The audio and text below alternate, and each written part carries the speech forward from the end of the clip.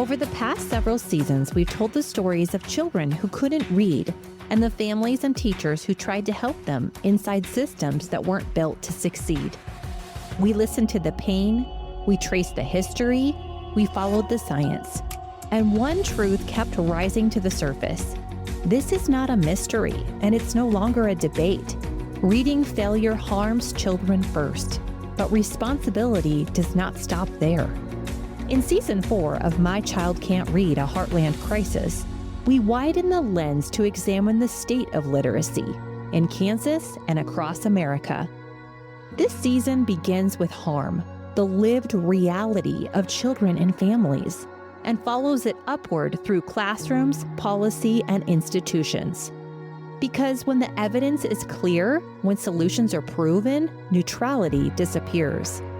This is a season about what happens next, about the difference between knowing what works and taking responsibility for it.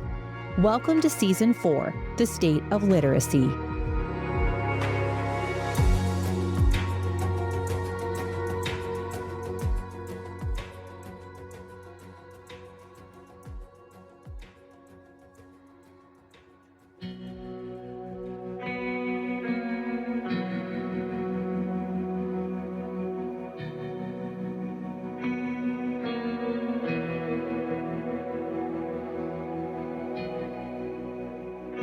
Before we go further, we need to name something that shapes everything in this conversation.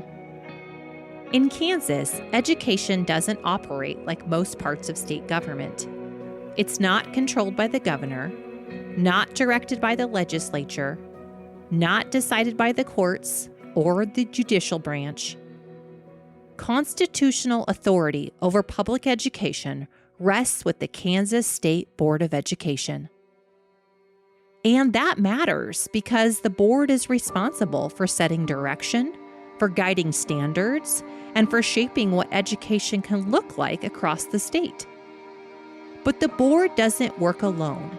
The Kansas State Department of Education, led by the commissioner, is responsible for carrying that work out, supporting schools, and implementing those decisions across Kansas. The department doesn't make the policy, it carries it out.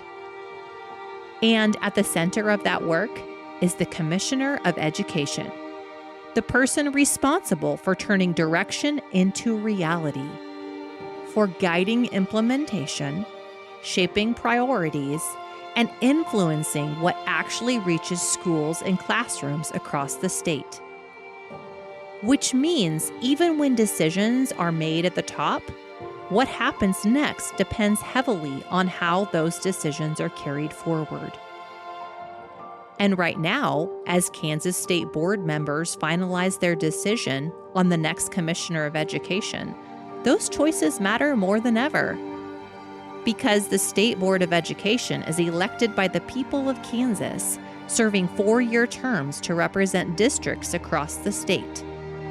And one of their most important responsibilities is hiring the Commissioner of Education, the person who leads the department and carries those decisions forward.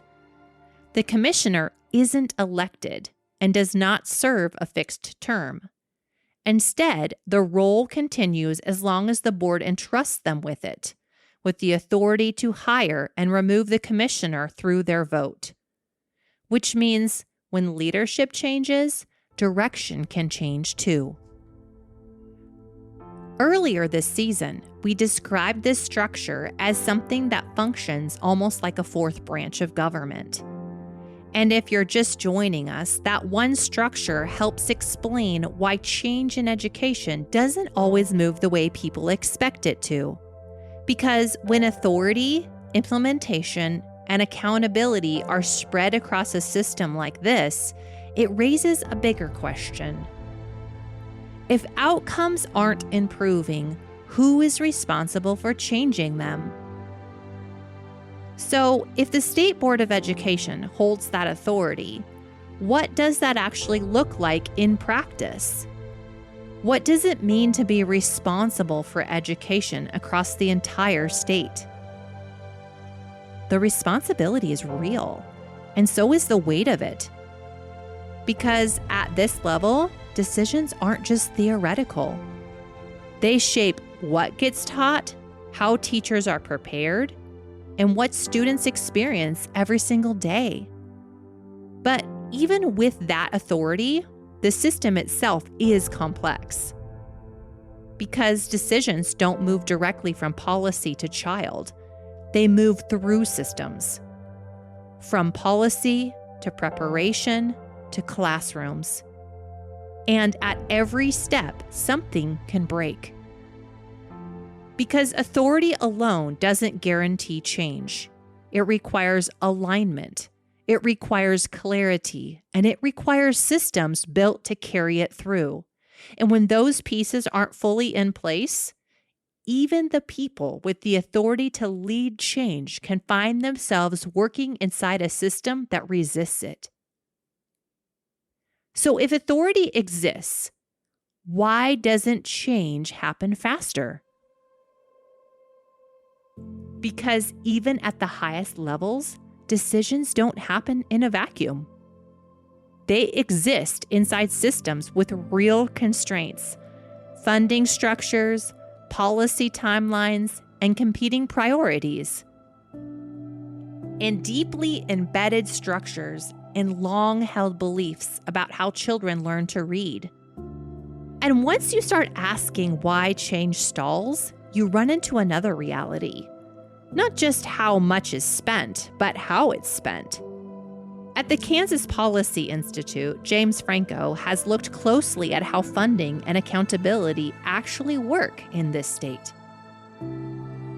It can't just be about how much is spent. It has to be about how it's being spent. And we know this from our own lives. You know, when we're doing our family budgets, it's not just, oh, if we just spend more, we'll get the outcome. And that matters because when money is misaligned, support is misaligned too. In Kansas, a significant portion of the state budget is already dedicated to education. We spend roughly $17,000 to $18,000 per student each year, adding up to more than $7 billion statewide. But even when funding is allocated, it doesn't always translate to classroom change. In 2026, Kansas lawmakers introduced Senate Bill 517, an effort to strengthen literacy accountability by requiring more coordination and reporting across the system, from the State Board of Education to teacher preparation programs to districts themselves. It's designed to track outcomes more closely and to ensure that the people being trained to teach reading are aligned with what the state says should be happening in classrooms. On paper, it's progress. But here's the tension. Policies can measure reading. They can track outcomes. They can require alignment. But they don't teach a child to read. And they don't always reach the teacher who was never taught how. And that's where another layer of the problem appears. Policy can set direction, but it cannot guarantee what happens next. My son Cooper couldn't read, not because he wasn't smart, but because no one had taught him how. I had to find answers myself. This is what the gap looks like. And these stories, they're not isolated. They are the result of systems that weren't fully aligned with what we now know works. So if authority exists and constraints are real, what actually leads to change? Because at some point, understanding the system isn't enough. There has to be a shift from responsibility to accountability. Not accountability as blame, but accountability as alignment, where decisions, training, and practice are working toward the same outcome. Because what gets measured, what gets supported, and what gets prioritized is what changes student outcomes. That energetic, fun soul that he had is blossomed in every way. It's blossomed in his reading passion. He reads all the time. This isn't theoretical. It's happening when the system supports it. The difference isn't the child. It isn't the teacher. It's the system surrounding them. And when that system changes, everything changes. Which brings us back to the original question. Who holds the power? Because the truth is, power doesn't live in just one place. It lives in alignment across policy, preparation, and classrooms. And when those pieces align, change doesn't just become possible. It becomes inevitable. So the question now isn't whether we know what works. It's whether we are willing to build the system to support it. Because we've seen what's possible in research, in classrooms, in the lives of children who were finally taught the way they needed. So this moment isn't about discovery anymore. It's about decision. Whether we continue with systems that were never built to fully support reading success, or we begin to build ones that are. Because across this season, we've seen what responsibility looks like. Teachers who care deeply and keep showing up. Parents who advocate when something doesn't feel right. Leaders who are working to improve outcomes. And systems that are beginning to shift. This isn't about blame. It never was. Because the people inside the system have been doing the best they can with what they were given. But now we know more. And when proof exists, what responsibility demands changes too. It means aligning preparation with what we know works. It means supporting teachers with the tools they were never given. It means building systems that don't leave implementation to chance. And it means ensuring that every child, not just some, has access to instruction that actually works. Because this isn't just a policy conversation. It's a child sitting in a classroom, trying to make sense of words that were never clearly taught.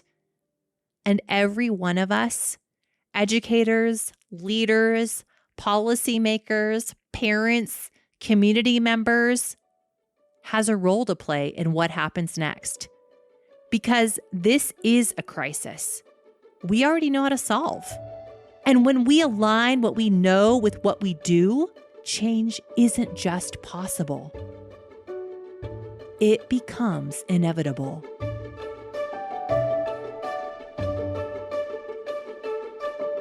Thanks for listening to My Child Can't Read, a Heartland Crisis. If this episode resonated with you, if you saw your child, your classroom, or your community in these stories, you're not alone. Now is the time to act. Every child can learn to read, and we all share responsibility to make it happen.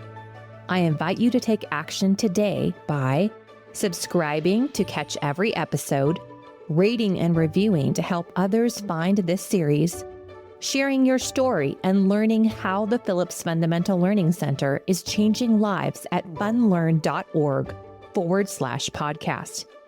And by sharing this show with a friend, teacher, or parent who needs to hear it. All resources, source credits, and tools mentioned in this episode can be found in the show notes. Together, we can take responsibility and rewrite the story of literacy. One child, one classroom, and one school at a time right here in the Heartland.